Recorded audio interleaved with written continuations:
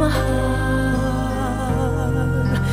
Bukas na lang kita mamahalin, sabay sa paglaya ng ating mga puso. Bukas na lang kita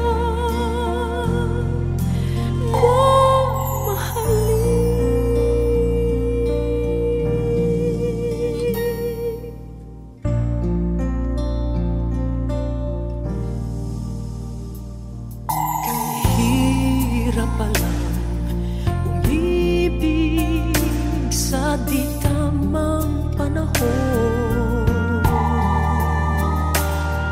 kung bakit ngayon ko lang natagpuan ang isang katulad mo. Sana noon pa kita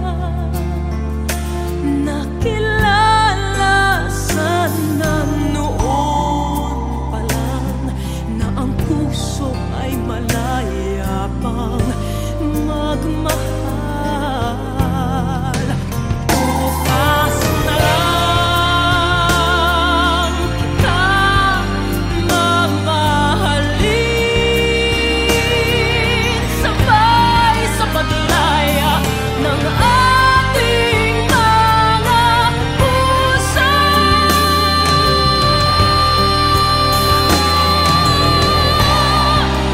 Bukas na lang kita,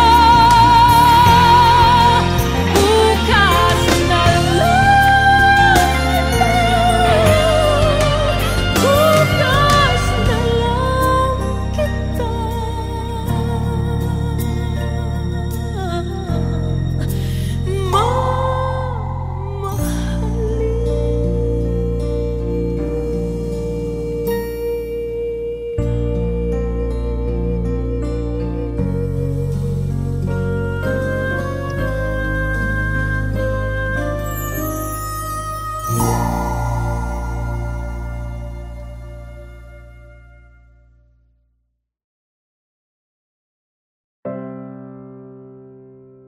And when I hold you in my arms, I promise you, you're gonna feel love that's beautiful and new. This time I love you even better than I ever did before, and you'll be in my heart forevermore. We were just too young to know we fell in love and let it go. So easy to say the words goodbye, so hard to let the feelings die. I know how much I need you now. The time is turning back somehow. As soon as our hearts and souls unite, I know for sure we'll get the feeling right. And now we're starting over again. It's not the easiest thing to do. I'm feeling inside again, 'cause every time I look at you, I know we're starting over again. This time we'll love all the pain away.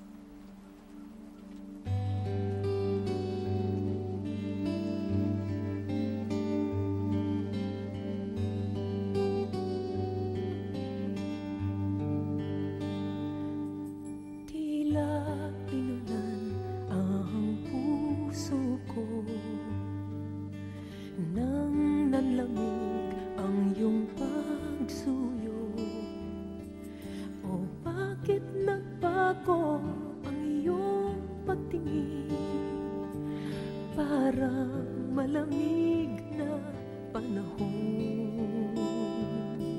At nang ikaw ay kinausap ko, habang ang ulan ay bumubuhos, nakita ko sa iyong mga mata, nagkaganda ang panahon.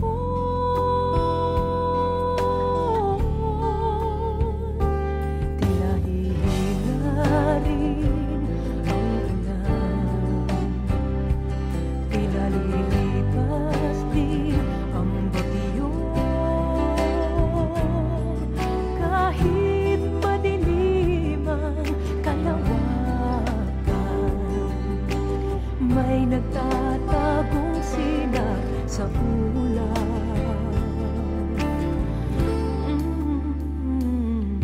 Tila inulan ang puso ko, nang parang naglaho ang pag-ibig mo. O bakit ka kaya nagtago, sinlamig ng panahon?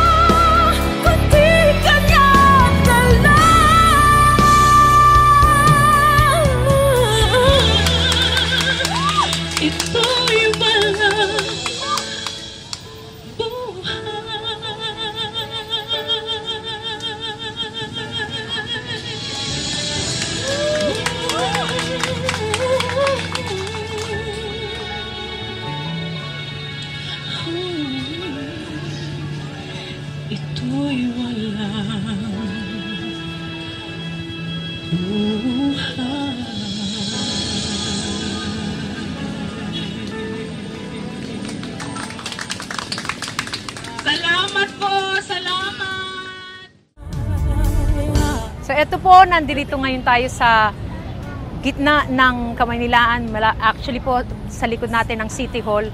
Kanina po, natunghayan ko po kung paano magtrabaho sa bangketa. Actually po, kung paano po maging isang mga awit sa kalye. Kanina po na-meet ko po si Kuya Ben at si Ate Flor. At para sa akin, ito po ay isang kakaibang entablado na para mag-perform po.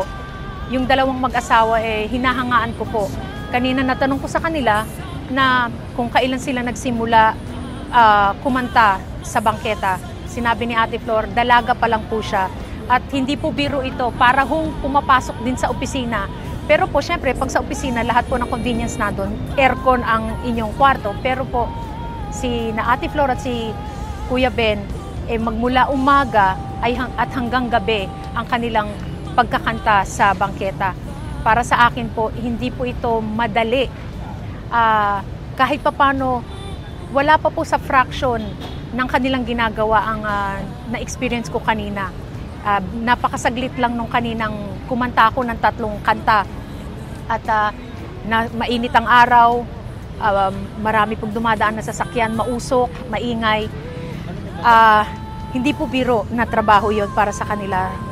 But I was able to experience it, and palagay ko it's not gonna be easy for the rest of us na magkaroon ng ganong trabaho. So ako'y nagpapasalamat dahil nabigyan ako ng ganong pagkakataon na ma-experience kung paano po magtrabaho ng katulad po ng trabaho ni Kuya Ben at saka ni Ate Flor. Kinanta ko po yung Saan Darating ang Umaga, Anak, at saka Starting Over Again.